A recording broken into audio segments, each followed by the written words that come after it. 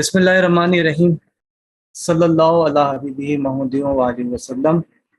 अच्छा, आज का जो हमारा सिलेबस के अकॉर्डिंग आज जो टॉपिक हमारा कवर होगा वो है तसव्वुर खुदा, कॉन्सेप्ट ऑफ गॉड। अब बात यह है कि खुदा तो खुदा है, तसव्वुर की क्या बात है कि खुदा का तसव्वुर या खुदा के कॉन्सेप्ट की बात, ये क्या बात हुई। तो अल्लाह को हम मानते हैं, अल्हम्दुलिल्लाह मानते हैं। और मैं आपसे एक सवाल करता हूँ, मुझे ये बताइए, आप अल्लाह को मानते हैं? आप खुदा को मानते हैं?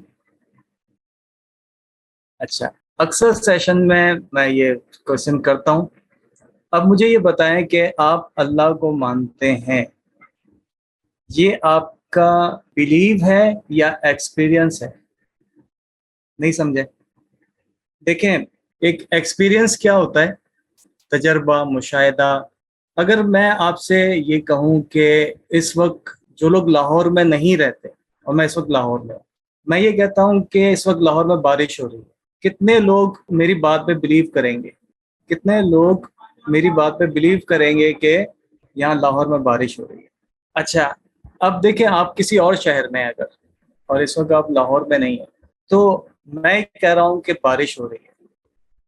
अब आप किसी और शहर में हैं और आपका ये एक्सपीरियंस नहीं हो रहा, आप इस तजर्बे से नहीं गुजर रहे, आपका ये मुशाहिदा नहीं, इस सिचुएशन में आप नहीं हैं, आप अपनी आंखों से देख नहीं रहे, आप उस बारिश के स्मेल को महसूस नहीं कर रहे, आप उस बारिश के कतरों को बरसता हुआ अपने आप पर महसूस नहीं कर रहे, आपका एक्सपीरियंस नहीं है, मगर आप फिर भी बिलीव कर रहे हैं कि बारिश हो रही है, लाहौर में बारिश हो रही है। और मैं यहाँ पर जो यहाँ मैं आपसे कह रहा हूँ कि बारिश हो रही है, ये मेरा एक्सपीरियंस है, ये मैं एक्सपीरियंस कर रहा हूँ, मुशाहिदा कर रहा हूँ, महसूस कर रहा हूँ, मैं आंखों से देख रहा हूँ। अब जब मैं इसका एक्सपीरियंस कर रहा हूँ, मेरा यकीन क्या होगा? मेरा यकीन होगा अपने तजर्बे की बुनियाद पर, अपने एक्सपीरियंस की बुनियाद पर, और आपने माना मेरे कहने पर।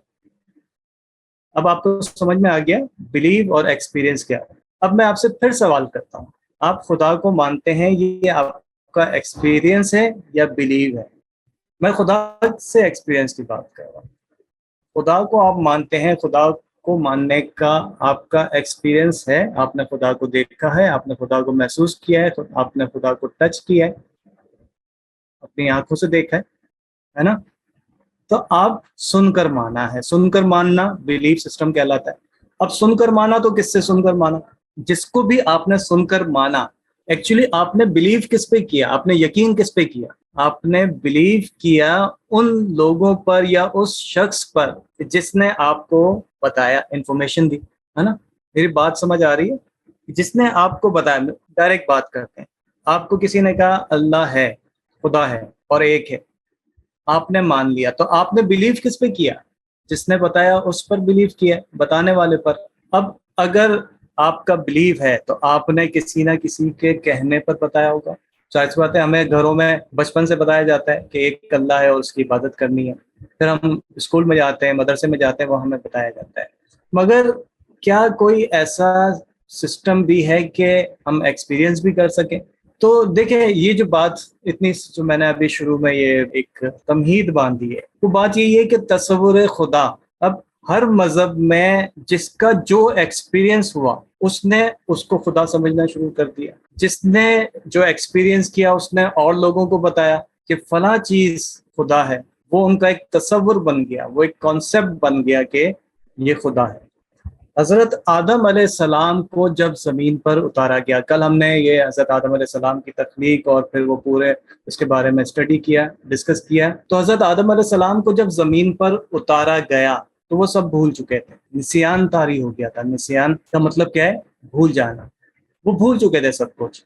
फिर हज़रत जिब्रील अलैहिस्सलाम वही ला लाकर उन्हें पैगाम दिया करते थे और इस तरह उनका रब के साथ ताल्लुक कायम रहता। फिर जो जो आबादी बढ़ती गई, ویسے ہی خدا کا تصور مختلف عقائد کی صورت اختیار کرتا گیا، یعنی آبادی بڑھتی گئی اور پھر لوگ جو ہے اپنے سے زیادہ طاقتور، یعنی جب خدا کا تصور لوگوں میں قائم ہوا تو جس نے جس چیز کو اپنے آپ سے زیادہ پاورفل دیکھ لیا، اپنے سے زیادہ طاقتور جس چیز کو دیکھ لیا، اس نے اس کو خدا سمجھنا شروع کر دیا۔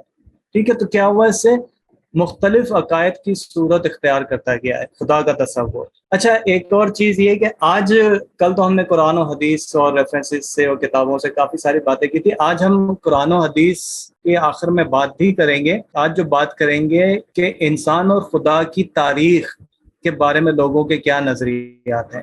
آج ہم تھوڑا سا جو ہے وہ ایک جو اسٹڈیز ہیں ان کے مطابق ڈسکس کریں گے، اور میں آپ کو ریکمینڈ کروں گا ایک یہ بک خدا کی تاریخ کے نام سے، اردو میں مل جاتی ہے، history of God, Keran Armstrong کی یہ بک ہے، بہت مشہور بک ہے یہ، اور یہ ہسٹری آف گاڈ، تو یہ ضرور آپ پڑھیں۔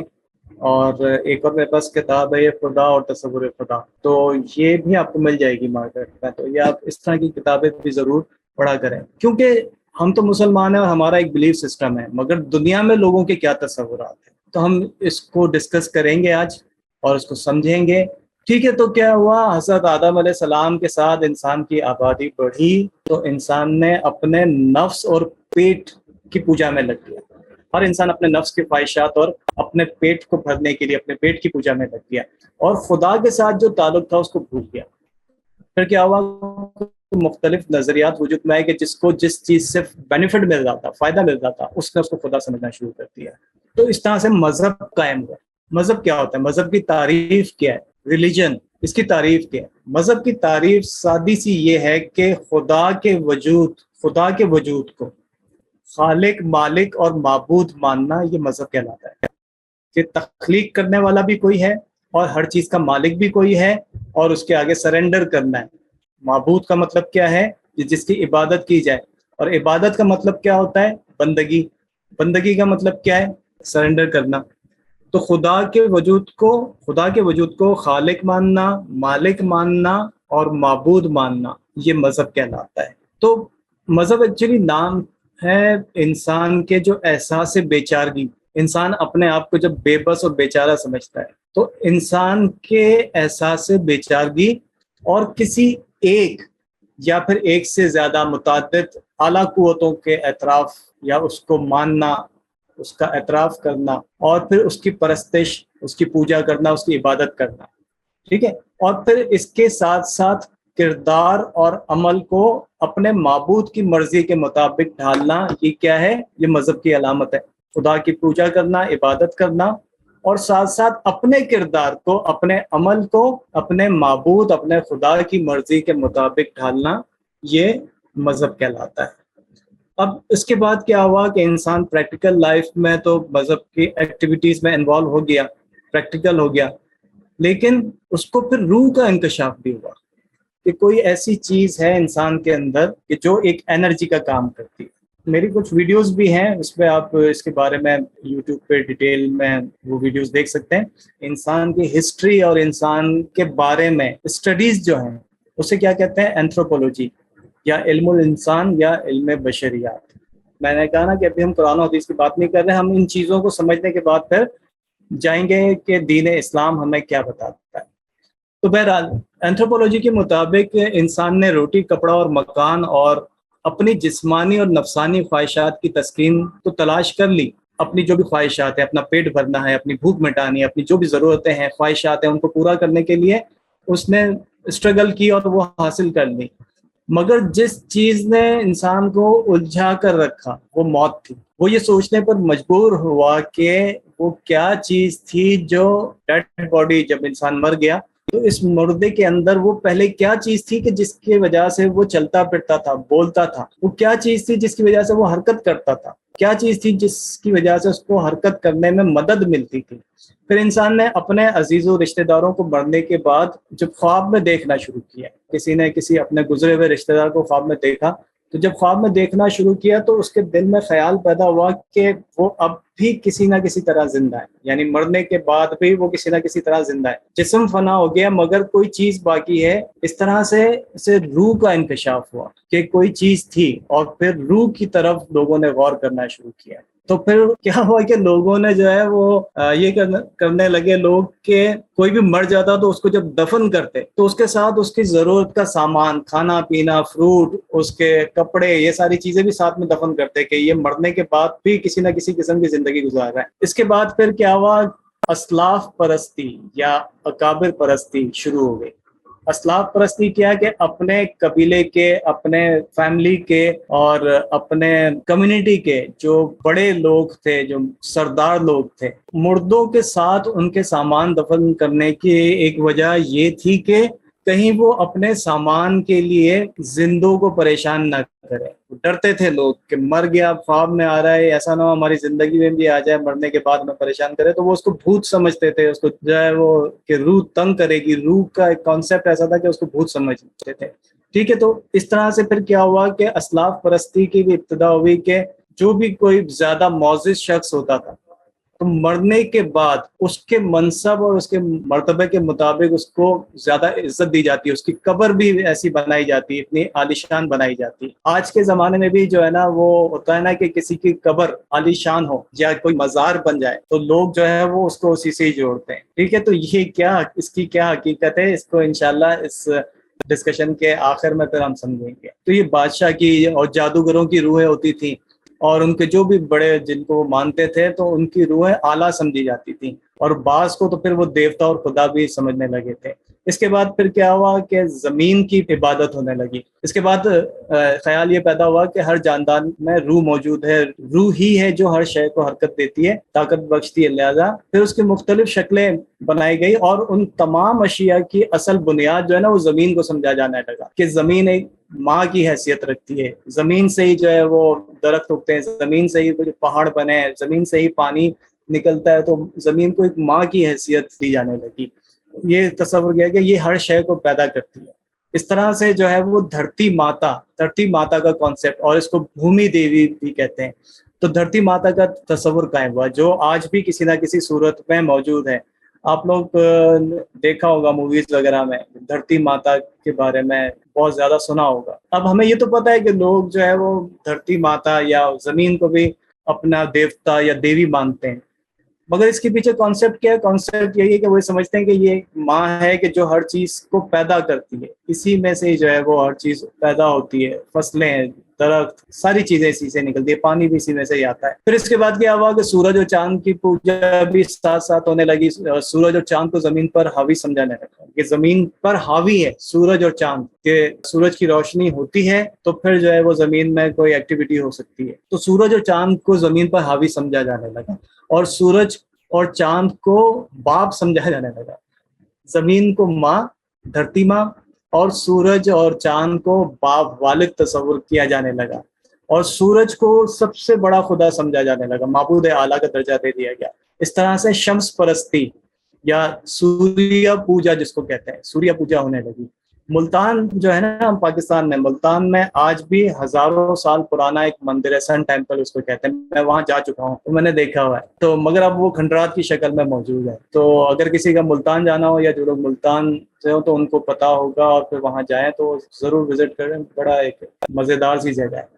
تو وہاں بھی ایک سن ٹیمپل، سوریہ مندر جس کو کہتے ہیں، ملتان میں آج بھی ہے، اور ہزاروں سال پرانا ہے. پھر اس کے بعد لوگ سیاروں کی پوجا کرنے لگے کہ چھوٹے چھوٹے دیوی دیوتا سمجھنے لگے اس کو کہ جو بھی روح ہے وہ جاتی ہے. اس میں سے سب سے زیادہ جو پوجا ہونے لگی قطب ستارے کی ہونے لگی، کیونکہ یہ آسمان کا ایک مرکزی نقطہ ہے.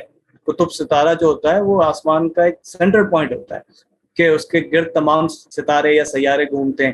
کیونکہ اس کے بعد پھر پہاڑ کی پوجا ہونے لگی کہ یہ بڑے بڑے جو ہے وہ دیوتا ہیں. پہاڑوں کے بعد پھر درختوں کی پوجا ہونے لگی کہ پہاڑوں کی طرح درختوں کو بھی مقدس سمجھ کر کچھ لوگ اسے اپنا رزق کا خدا تصور کرتے تھے کہ ہمیں جو رزق ملتا ہے ان درختوں سے ملتا ہے. پھر بعض درختوں میں لوگ جو جنات بھوت کا مسکن مان کر اس کا احترام کرتے تھے. ہندوؤں میں کسی وقت درختوں سے لڑکیوں کی شادی کرنے کا رواج بھی تھا. بہرحال یہ سارے جو کلچرز ہیں یہ آج بھی میں سے کچھ چیزیں رائج ہیں. پھر یہ 4 ایلیمنٹس انانے سے آگ کی پوجا ہونے لگی، اور پانی کی پوجا ہونے لگی، اور تمام مشہور تہذیبیں جو ہے نا وہ دریا کے کنارے آباد ہوتی تھی نا، تو اس کے بعد پھر جو ہے وہ پانی کی، دریا کی پوجا کرنے لگے۔ تو مصر میں دریائے نیل، عراق میں دجلہ و فرات، اور ہندوستان میں دریائے سندھ، گنگا جمنا، اور پھر چین میں ہوانگ ہو ایک دریا ہے، تو اس کو دیوی یا دیوتا مانا جانے لگا۔ لوگ قربانیاں بھی دیتے تھے کہ اپنے آپ کو قربان کرنے کے لیے دریا کے حوالے کر دیتے تھے۔ کچھ لوگ جو ہے وہ زندہ دریا میں ڈال دیے جاتے تھے، اور وہ اس کو سمجھا جاتا تھا کہ یہ خدا کی خاطر قربانیاں پیش کر رہے ہیں۔ پھر ہوا اور مٹی کی بھی پوجا، ہوا کی پوجا کم ہوئی، مٹی کی پوجا زیادہ ہونے لگی، اور وہ زمین کے ساتھ ہی ہوتی تھی، اور وہی کاشتکاری۔ اور ایک اور بڑی مزے کی بات کہ آج بھی یہ جو مٹی ہے یا جو زمین ہے، یہ بھی کسی نہ کسی صورت میں اس کی پوجا بھی ہوتی ہے، اور اس کو عزت صرف کاشتکاری یا فصل یا ان چیزوں کی وجہ سے نہیں، بلکہ جذبہ حب الوطنی، یہ بھی اسی کانسیپٹ سے ہی آیا ہے۔ تو ہے نا، وطن کی مٹی گواہ رہنا، اور پھر یہ بھی سنا ہوگا پھر آپ لوگوں نے، یہ دھرتی میری ماں ہے، تو مٹی کی پوجا بھی اس طرح سے لگی۔ پھر حیوان، جانوروں کی پوجا ہونے لگی، اور شاید ہی کوئی ایسا جانور ہوگا کہ جس کی پوجا نہ کی گئی ہو، آج بھی کی جاتی ہے۔ پھر انسان ترقی کرتا گیا، ایک معاشرتی نظام، ایک سوشل سسٹم قائم ہو گیا، تہذیبیں وجود میں آئی، سلطنتیں قائم ہوئی، تو پھر سلطنتوں کے جو حاکم اور بادشاہ تھے ان کو خدا سمجھا جانے لگا۔ فرعون جو ہے وہ خدا بن کے بیٹھا تھا۔ ٹھیک ہے، آپ لوگوں نے حضرت یوسف علیہ السلام والی سیریز اگر دیکھی ہوگی، دیکھی ہے کسی نے حضرت یوسف علیہ السلام کی سیریز دیکھی ہے، ڈرامہ سیریز؟ اچھا، جس نے نہیں دیکھی تو دیکھنی چاہیے، بہت زبردست سیریز ہے۔ تو بہرحال فرعون اور اس طرح کے جو لوگ جو ہے، نمرود، یہ سب جو ہے وہ خدا بن کر لوگوں پر حاکم بن کر، اور خدا بن کے لوگوں کو انہوں نے اپنا غلام بنایا ہوا تھا، معبود بنے ہوئے تھے، اور لوگ ان کی پوجا کرتے تھے۔ اچھا، اب یہ تو تھے مختلف نظریات۔ اب اس کے بعد تین خداؤں کا ایک تصور آیا، اور یہی ان کی توحید تھی۔ تین خداؤں کا جو تصور تھا، یہی ان کی توحید تھی۔ میں آپ کے ساتھ ایک سلائیڈ شیئر کر رہا ہوں۔ تین خداؤں کا تصور کیا تھا؟ تین خداؤں کا تصور یہ تھا کہ ایک خدا، اور ایک اس کی بیوی یا دیوی، اور پھر ان کی کوئی ایک اولاد۔ اچھا، یہ سلائیڈ شو ہوئی آپ کے بعد تصور خدا۔ اس سے آگے مرد کا ایک سمبل، میل گاڈ، یعنی مرد خدا، اس کا ایک سمبل جو ہے وہ اس طرح سے بنایا جاتا تھا، اور فیمیل سمبل جو ہے وہ اس طرح سے بنایا جاتا ہے۔ ٹھیک ہے، اور میل اور فیمیل کے دونوں جب آپس میں ملاپ یا کمبینیشن، دونوں کو ملا کر یہ سمبل بنایا جانے لگا۔ آپ نے یہ سمبل دیکھا ہوگا، دیکھا ہوا یہ سمبل، اسٹار آف ڈیوڈ کہلاتا ہے۔ یہ ستارے کی پوجا کی جانے لگی، ستاروں کی پوجا کی جانے لگی، اور پھر اس طرح کا اسٹار جو ہے، اس کا کانسیپٹ اس کے پیچھے یہ ہے۔ پھر اس کے بعد ڈولزم، یہ ایک بڑا مشہور یہ ہوا۔ ایران میں جو ہے وہ سب سے زیادہ اس کا تصور تھا، اور وہ تصور کیا تھا کہ ایک نیکی کا خدا ہے جسے یزداں کہتے ہیں۔ آج بھی آپ نے سنا ہوگا یزداں، تو نیکی کا خدا جو ہے اس کو یزداں کہا جانے لگا، اور بدی کا ایک خدا تصور کیا جانے لگا کہ ایک خدا جو ہے وہ نیکی کا بھی ہے، اور ایک خدا بدی کا بھی ہے، برائی کا بھی ایک خدا ہے۔ اسلام میں اور ہمارے جو توحید میں تو یہ تصور ہے نا کہ نیکی اور بدی دونوں اللہ کی طرف سے، والقدر خیری و شری من اللہ تعالیٰ، ایمان مفصل آپ لوگ پڑھتے ہیں، والقدر خیری و شری من اللہ تعالیٰ، کہ خیر اور شر دونوں اللہ کی طرف سے۔ لیکن جو ڈولیٹی کا اور مثنویت جس کو کہتے ہیں، اس کا کانسیپٹ کیا تھا؟ اس کا کانسیپٹ یہ تھا کہ ایک نیکی کا خدا ہے اور ایک بدی کا خدا ہے۔ اس کا ایک جو سمبل تھا، ین یانگ اس کو کہتے ہیں۔ اگر آپ آج بھی دیکھیں تو آپ کو چائنا میں اور بہت ساری جگہوں پہ اس طرح کے سمبلز نظر آئیں گے۔ اور جو آپ نے پیپسی کولڈ ڈرنک جو ہے اس کا لوگو آپ لوگ نے دیکھا ہوگا، پیپسی کولڈ ڈرنک کا لوگو، وہ بھی اسی کی بیس پہ ڈیزائن کیا گیا۔ اب میں اس کی ڈیٹیل میں نہیں جاتا کہ اس کی تھیوری کیا ہے، اس کے پیچھے کیا کانسیپٹس ہیں، مگر بہرحال جو اس کی انسپریشن لی گئی ہے وہ اسی ین یانگ سے لی گئی ہے۔ ین یانگ اگر آپ دیکھیں یہاں جو لکھا ہوا ہے نا، ین یانگ، یہ اگر آپ گوگل پہ سرچ کریں گے یا ڈولیٹی سرچ کریں گے، ڈولزم سرچ کریں گے، تو آپ کے سامنے یہ ین یانگ کا سمبل بھی آ جائے گا۔ اس کے علاوہ کچھ سمبل آف ڈولیٹی یہ بھی آپ کے سامنے شو ہو رہے ہوں گے۔ ٹھیک ہے، نیگیٹو اور پازیٹیو کو شو کر رہے ہوتے ہیں۔ آگے بڑھتے ہیں۔ اس کے بعد پھر جو تصور توحید کا جو شروع سے تھا، اور توحید کا جو تصور نہیں ہے، توحید ایکچولی کیا ہے؟ توحید ایک حقیقت ہے۔ اب یہ ہمارا یہاں سے اصل ٹاپک شروع ہو رہا ہے کہ توحید کیا ہے۔ توحید اصل میں ایک حقیقت ہے، اور وہ حقیقت کیا ہے کہ ہر شے کا خالق، مالک ایک خدا ہے اور وہ عبادت کے لائق بھی ہے، وہ معبود بھی ہے، وہ عبادت کے لائق بھی ہے، اور ہر خیر اور ہر شر اسی کی طرف سے ہے، جو بھی ہم نے بات کی والقدر خیر و شر من اللہ تعالیٰ، کہ ہر خیر اور شر دونوں اسی کی طرف سے ہے، اور وہ ہر جگہ ہر ذرے میں موجود ہے۔ ہما اوست کا ایک کانسیپٹ اگر آپ لوگوں نے سنا ہو، ہما اوست کا کانسیپٹ کیا ہوتا ہے؟ ہما اوست فارسی کا لفظ ہے، اور ہما اوست کا مطلب یہ ہوتا ہے کہ سب کچھ وہی ہے۔ ہما اوست کہ جو کچھ بھی ہے، ہما کا مطلب سب کچھ، اوست وہی ہے، سب کچھ وہی ہے، ذرے ذرے میں وہی ہے، ظاہر و باطن میں وہ موجود ہے، اور ہر خیر میں بھی وہ موجود ہے، شر بھی اس کی طرف سے ہے۔ ایک اور کانسیپٹ ہوتا ہے اور وہ ہوتا ہے ہما از اوست۔ ہما از اوست کیا ہوتا ہے؟ ہما از اوست ہوتا ہے کہ سب کچھ اس کی طرف سے ہے، اور ایک ہوتا ہے ہما اوست۔ یہ صرف آپ یاد رکھیے گا، اور پھر انشاءاللہ آنے والے وقت میں آپ کو یہ کانسیپٹس کلیئر ہو جائیں گے۔ تو ہر نبی نے جو توحید کی دعوت دی ہے، اب جو میں آپ کو بات جس ساری ڈسکشن اور سارا آپ کو بیک گراؤنڈ بتانے کے بعد جس پوائنٹ پہ لانا چاہ رہا ہوں وہ یہ ہے کہ اب آپ سے میں ایک سوال کر رہا ہوں، آپ مجھے جواب دیں گے کہ ہر نبی، جتنے بھی انبیاء کرام آئے، انہوں نے کیا دعوت دی؟ ان کی دعوت کیا تھی؟ ایک خدا کو مانو، توحید کی دعوت دی تھی۔ اب توحید کیا ہے؟ کیا صرف اللہ کی عبادت کرنا ہی توحید ہے؟ تو ہم اس چیز کو کل ڈسکس کر چکے ہیں کہ صرف اور صرف عبادت کرنا یہ تو مقصد ہی نہیں تھا انسان کو بنانے کا۔ مقصد تو کیا تھا؟ اللہ کی پہچان۔ اللہ کی پہچان ہی توحید ہے اصل۔ بغیر اس کی پہچان کے، بغیر معرفت کے صرف عبادت کرتے رہنا، ایک حکم کی تعمیل تو ہے کہ حکم ہے عمل کر دیا، مگر جس کی عبادت کر رہے ہیں اس کی پہچان، اس کی شناخت، اس کی معرفت نہیں ہے، تو وہ صرف اور صرف کیا ہے؟ ایک پریکٹس ہے، ایک ایکسرسائز ہے۔ اور جب اس اللہ کی توحید کو سمجھ لے انسان، تو پھر اس ایک خدا کی عبادت میں بھی پیورٹی آ جاتی ہے کہ جس کی عبادت کر رہے ہیں وہ ایک ہے۔ پہلا سوال آپ لوگ سے کیا تھا نا کہ آپ خدا کو مانتے ہیں، یا آپ کا بلیو ہے یا آپ کا ایکسپیرینس ہے؟ تو ابھی تک ہمارا بلیو ہے۔ ہم جب ایکسپیرینس کر لیتے ہیں، مشاہدہ کر لیتے ہیں، تجربہ یا اپنا ذاتی تجربے سے خدا کو محسوس کر لیتے ہیں، اور اس کے بعد جو عبادت ہوگی یا ہوتی ہے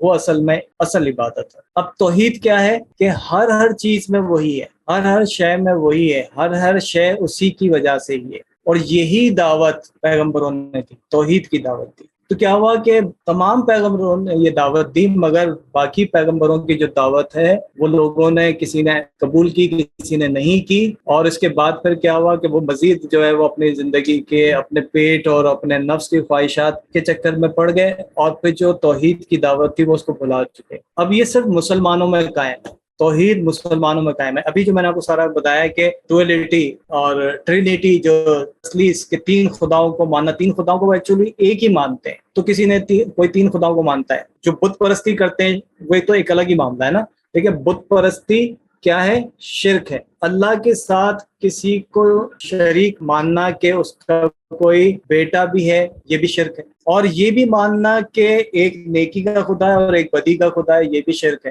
صرف اور صرف توحید جو اس وقت قائم ہے یا جو باقی ہے وہ صرف اور صرف مسلمانوں میں۔ باقی جو پیغمبروں کے دعوت میں جو لوگ توحید پر آئے تھے ان کے عقائد تبدیل ہو گئے۔ اس وقت صرف توحید کی دعوت دینے والے کون ہیں؟ مسلمان ہیں۔ میں بار بار اس پر زور دے رہا ہوں، اس بات کو ایگری کرتے ہیں کہ مسلمانوں کے علاوہ اس وقت توحید کی دعوت یا توحید پر قائم اور کوئی نہیں ہے، صرف مسلمان توحید پر قائم ہے۔ میں بار بار یہ ریپیٹ کر رہا ہوں کہ صرف مسلمان توحید پر قائم ہے۔ اس کی ایک وجہ ہے، کسی کا کوئی یہاں تک جو بات ہوئی، کسی کا کوئی اعتراض کہ نہیں اور لوگ بھی ہیں جو توحید کی دعوت دینے والے ہیں مسلمانوں کے علاوہ؟ آپ کی نالج میں ہے کچھ ایسا؟ یہ سوال آپ کے ذہن میں پہلے کبھی آیا تھا کہ مسلمانوں کے علاوہ کوئی اور بھی صرف ایک خدا کو ماننے والا ہے؟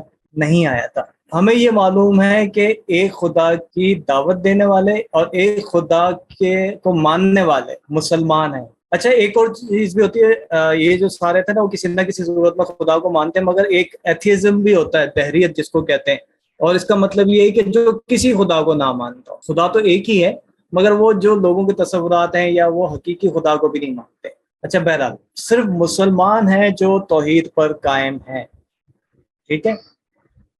اور ان تمام اسٹڈیز سے ہمیں معلوم یہ ہوا کہ خدا کو ہر کوئی کسی نہ کسی صورت میں مانتا ضرور ہے۔ اب وہ میری بات کو اور میرے سوال کو آپ یاد رکھیے گا کہ توحید پرست صرف اور صرف مسلمان ہے۔ اب ہم نے جتنا کچھ اسٹڈی کیا ہمیں یہ معلوم ہوا کہ خدا کو ہر کوئی کسی نہ کسی صورت میں مانتا ضرور ہے، اور پرانے زمانے میں الگ الگ صورت میں اس لیے مانتا تھا کہ توحید کا پیغام ان تک پہنچا نہیں تھا، ہے نا، کیونکہ انبیاء کرام پھر بعد میں آبادی بڑھتی گئی، حضرت آدم علیہ السلام کے بعد آبادی بڑھی تو ان تک توحید کا پیغام نہیں پہنچا، اور جن تک پہنچا تو ان میں سے کسی نے مانا کسی نے جھٹلا دیا، انہوں نے حقیقت کو جھٹلایا، حقیقت کو انہوں نے جھٹلایا۔ تو اس حقیقت میں اصل میں اس حقیقت میں انہوں نے کس کو جھٹلایا؟ کیا اللہ کو جھٹلایا تھا؟ اللہ کے بھیجے ہوئے بندے کو جھٹلایا تھا، اور اللہ کے بھیجے ہوئے بندے کو جھٹلایا تو کیا ہوا؟ کافر ہو گئے۔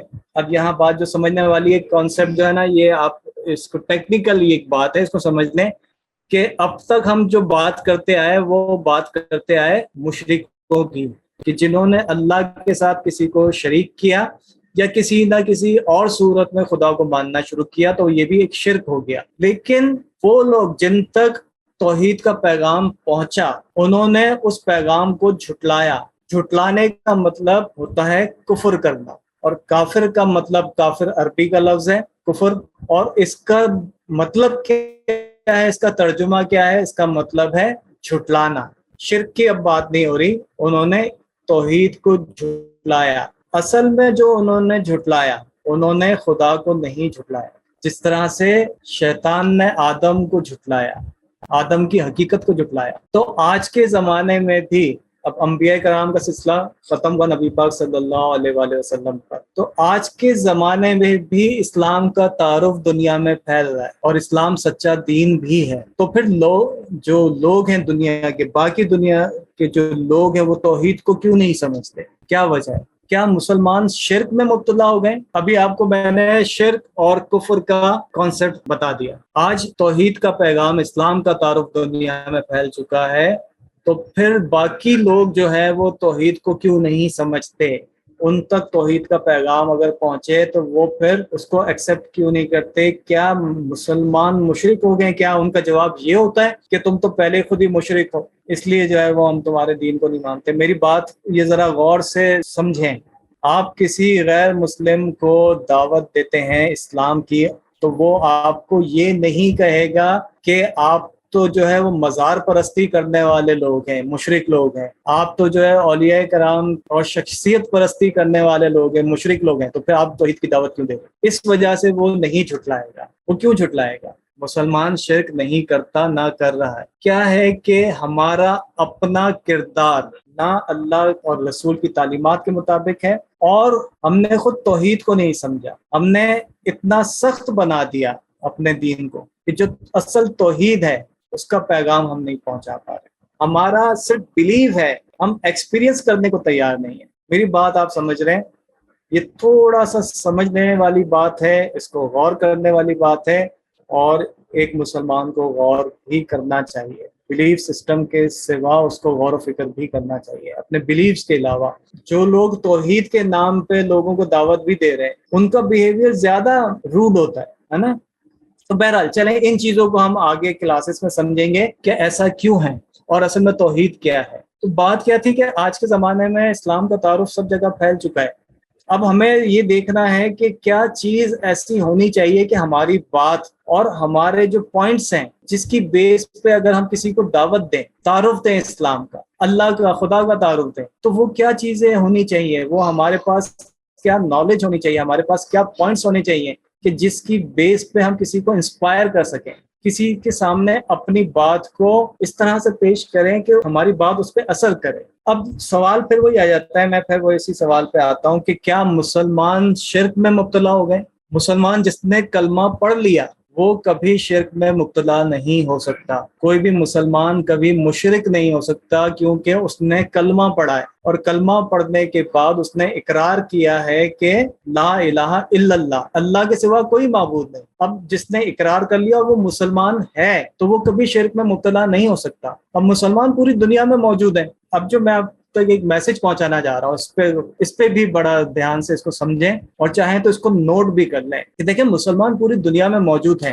مختلف جگہوں پر، مختلف جگہوں کے مختلف کلچر کی وجہ سے مسلمانوں کے لائف سٹائل مسلمانوں کی سوشل لائف یا لائف اسٹائل اور سوچنے کا انداز، طور طریقے مختلف ہوتے ہیں. پوری دنیا میں ہیں مسلمان، اور ہر جگہ کا ایک کلچر ہوتا ہے، ایک تہذیب ہوتی ہے، مسلمان اس کے مطابق زندگی گزارتے ہیں. تو ان جو پہلے سے وہاں پر ہیں، ایسا نہیں ہے کہ ہر کوئی پاکستان سے جا کے جو ہے وہ دوسرے ملکوں میں رہ رہا ہے. سارے مسلمان پاکستان سے نہیں گئے. جو لوگ پہلے سے وہاں رہ رہے ہیں، پیدا ہو گئے، وہ اسی کلچر کا حصہ ہے. ان کا لائف اسٹائل، ان کا سوچنے کا انداز، ان کے طور طریقے مختلف ہوتے ہیں. اسی طرح سے پاکستان کے جو مسلمان ہیں وہ یہاں کے کلچر کے مطابق زندگی گزارتے ہیں، ہے نا؟ ایسے ہی ہے. اب اس خطے میں بہت سی تہذیبیں گزر چکی ہیں، کیونکہ یہ جو خطہ ہے یہ ہسٹوریکلی بہت پرانا، سب یعنی قدیم ترین یہ یہاں پر سویلائزیشن یہاں سے گزر چکی ہے، انڈیا، پاکستان اور اس سب کانٹیننٹ میں. تو اس خطے میں بہت سی تہذیبیں گزر چکی ہیں اور ان کی روایت اب بھی یہاں کے لوگوں کی زندگی میں شامل ہے. جو تہذیبیں گزر چکی ہیں ان کا کوئی انفلوئنس، کوئی ان کی باقیات آج بھی لوگوں کی زندگیوں میں شامل ہے. اور جتنا ہم نے یہ خدا کا تصور سمجھا اور اس میں سے جو لوگوں کے تصورات تھے، وہ جو لوگوں کے ریچولز تھے، وہ جو ان کے رسم و رواج تھے، آج توحید پرست اور توحید کو سمجھنے کے بعد، توحید پر عمل کرنے کے بعد، اسلام کو قبول کرنے کے بعد، یہاں کے لوگوں کا جو لائف اسٹائل ہے اس میں کچھ رسومات، کچھ ریچولز ایسی ہیں جو یہاں کے ایک کلچر کے مطابق ہیں. یہ آپ کو پتہ ہے ہندوستان اور یہ جو پاکستان، یہ جو ایریا ہے، اور پھر سری لنکا، یہ کتنا پرانا ہے. حضرت آدم علیہ السلام کو ہندوستان کی سرزمین میں اتارا گیا. آپ کو یہ بات معلوم ہے حضرت آدم علیہ السلام کو کہاں اتارا گیا تھا؟ یہ ایک کتاب ہے بہت مشہور، قصص الانبیاء. معلوم ہے اس کتاب کے بارے میں سب کو؟ قصص الانبیاء، اس میں حضرت آدم علیہ السلام کے بارے میں جو کچھ لکھا ہوا ہے. تو حضرت آدم علیہ السلام کو یہ حافظ امام الدین ابن کثیر جو ہے، انہوں نے تفسیر ابن کثیر بھی لکھی ہے. ان کی تفسیر بھی بہت مشہور ہے. انہوں نے البدایہ والنہایہ، اسلامک ہسٹری کی بک ہے البدایہ والنہایہ، بہت مشہور ہے اور بڑی اتھینٹک بک ہے.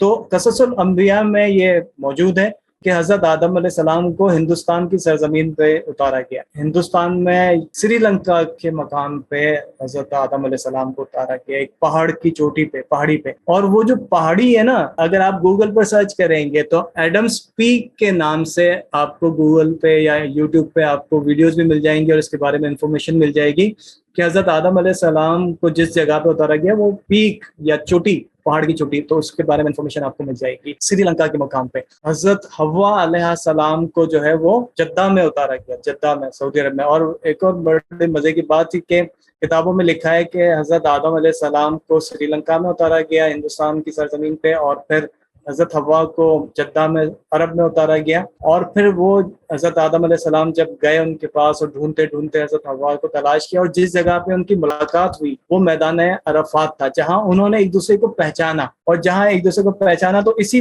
وجہ سے اس جگہ کو میدان عرفات کہتے ہیں. عرفات کا مطلب کیا ہے؟ معرفت، پہچان. تو اس کو میدان عرفات اسی لیے کہتے ہیں کہ انہوں نے ایک دوسرے کو پہچانا، ایک دوسرے کے ساتھ ان کی ملاقات ہوئی تھی. اور اگر آپ گوگل پہ ایک اور چیز سرچ کریں، ایڈمز برج، سری لنکا سے انڈیا تک جو سمندر ہے اس پہ پتھروں کا ایک برج بنا ہوا ہے. اگر گوگل میپ سے بھی اب نظر آتا ہے، گوگل میپ سے بھی اگر دیکھیں تو آپ کو ایڈمز برج نظر آئے گا.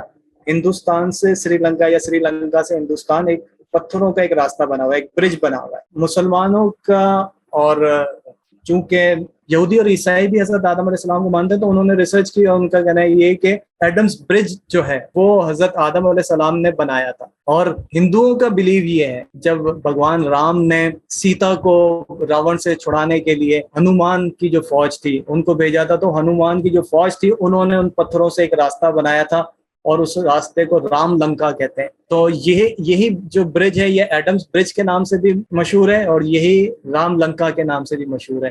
تو اس کو دیکھیے گا اگر آپ کا انٹرسٹ ہے تو. حیرت کی بات یہ ہے کہ سب سے پہلے اللہ پاک نے جو ہے وہ حضرت آدم علیہ السلام کو اس سرزمین پہ، ہندوستان یا سری لنکا یا پاکستان، یہ اس ایشیا، یہاں پر اللہ پاک نے حضرت آدم علیہ السلام کو بھیجا تھا، اتارا تھا. اور سب سے زیادہ جو شرک ہے وہ اسی سرزمین پہ ہوتا رہا، بت پرستی اسی سرزمین پہ ہوئی. بت پرستی سب سے پرانا اور سب سے زیادہ جو ہے پاپولر مذہب رہا ہے. مسلمانوں کے بھی جو ظاہری اعمال و کردار، اس میں بھی کچھ ایسی رسمیں شامل ہو گئیں کہ جن کو دیکھ کر ایسا گمان ہوتا ہے کہ مسلمان شرک کر رہے ہیں. جبکہ وہ شرک نہیں. یہاں پر انڈیا پاکستان کے مسلمانوں میں کچھ ایسی رسمیں، کچھ ایسی ریچولز، کچھ ایسی فیسٹیولز، کچھ ایسے تہوار شامل ہو گئے کہ جن کو دیکھ کر ایسا گمان ہوتا ہے کہ مسلمان شرک کر رہے ہیں، جبکہ وہ شرک نہیں ہوتا، وہ شرک نہیں ہے.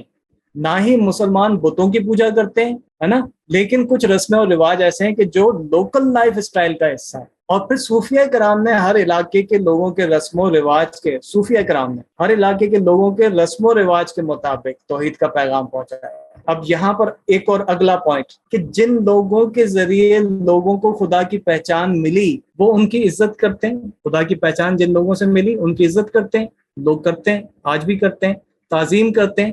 اس تعظیم میں مقامی یا لوکل جو طور طریقے ہیں وہ شامل ہوتے ہیں. تعظیم جب کرتے ہیں وہ کسی کی ایسی شخصیت کی کہ جس نے ان کو خدا کی معرفت دی، خدا کی پہچان دی، اس کی وہ جب تعظیم کرتے ہیں تو اس تعظیم میں ان کا جو طور طریقہ ہوتا ہے وہ اسی ایریا جس جگہ میں وہ رہتے ہیں اسی کے مطابق ہوتا ہے. وہی ان کے ریچولز، وہی ان کی رسمیں، وہی ان کے رواج، وہی ان کی ثقافت، وہی ان کی روایات، اس کے مطابق وہ ان کی تعظیم کرتے ہیں، عزت دیتے ہیں، پروٹوکول دیتے ہیں. تو اس کا مطلب یہ نہیں کہ مسلمان مشرک ہو گیا. مسلمان مانتا دل سے خدا کو ہی ہے اور ایک خدا کو مانتا ہے، خدا کی پرستش کرتا ہے، وہ کسی اور کی پوجا نہیں کرتا، عبادت نہیں کرتا، تعظیم کرتا ہے. تعظیم جس کی بھی کرتا ہے تو وہ پھر اس کا مطلب یہ نہیں کہ وہ کوئی شرک ہو گیا. حج کا ٹائم ہے تو لوگ حج پہ جا رہے ہیں اور کعبے کو دیکھ کر لوگ جو ہے وہ جذباتی ہو جاتے ہیں، ایموشنل ہو جاتے ہیں، روتے ہیں. تو اس کا کیا مطلب ہے؟ کعبے کی تعظیم ہے.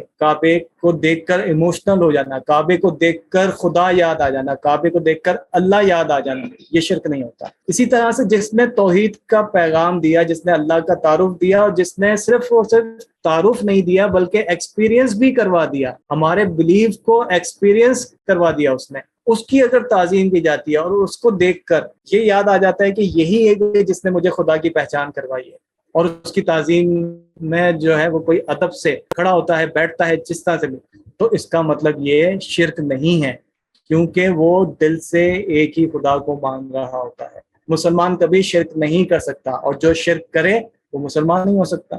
اب آخر میں آپ کے ساتھ ایک سلائیڈ شیئر کر رہا ہوں اور ایک یہ حدیث پاک ہے. حضرت عقبہ بن عامر رضی اللہ تعالیٰ عنہ سے روایت ہے کہ حضور نبی اکرم صلی اللہ علیہ وسلم نے ایک روز میدان احد میں تشریف لے گئے اور شہدائے احد پر اس طرح نماز پڑھی جیسے میت پر نماز جنازہ پڑھی جاتی ہے. پھر آپ صلی اللہ علیہ وسلم منبر پر جلوہ افروز ہوئے اور فرمایا بے شک میں تمہارا پیش رو ہوں اور تم پر گواہ ہوں. اب یہ بھی بڑی اہم بات ہے کہ تمہارا پیش رو ہوں، یعنی میں تمہارا لیڈر ہوں، سب سے آگے میں ہوں، اور میں تم پر گواہ ہوں. خدا کی قسم میں اپنے حوض کوثر کو اس وقت بھی دیکھ رہا ہوں. بے شک مجھے زمین کے خزانوں کی کنجیاں، یا پھر یہ فرمایا کہ روئے زمین کی کنجیاں عطا کرتی گئی ہیں. ایک ایک جملے پہ آپ غور کریں، ہمارا جو توحید ہے ساری کی ساری اس میں چھپی ہوئی. پھر کیا فرمایا کہ خدا کی قسم مجھے یہ ڈر نہیں کہ میرے بعد تم شرک کرنے لگو گے، بلکہ مجھے ڈر اس بات کا ہے کہ تم دنیا کی محبت میں، یعنی مال و دولت دنیا کی حرص میں مبتلا ہو جاؤ گے. کیا فرمایا کہ مجھے اس بات کا ڈر نہیں کہ تم شرک کرنے لگو گے، شرک میں مبتلا ہو جاؤ گے، بلکہ مجھے ڈر اس بات کا ہے کہ تم دنیا کی محبت میں مبتلا ہو جاؤ گے. کوئی مسلمان شرک میں مبتلا نہیں ہوتا، نہ ہوگا. ہاں، دنیا کی محبت میں مبتلا ہو کر وہ خدا کو بھول چکا، اس نے اپنے نفس کی خواہشات کو. اب جب کوئی صوفی کے پاس جاتا ہے یا کسی صوفی کے ساتھ اس کا، یا کسی اسپرچل ٹیچر کے ساتھ اس کا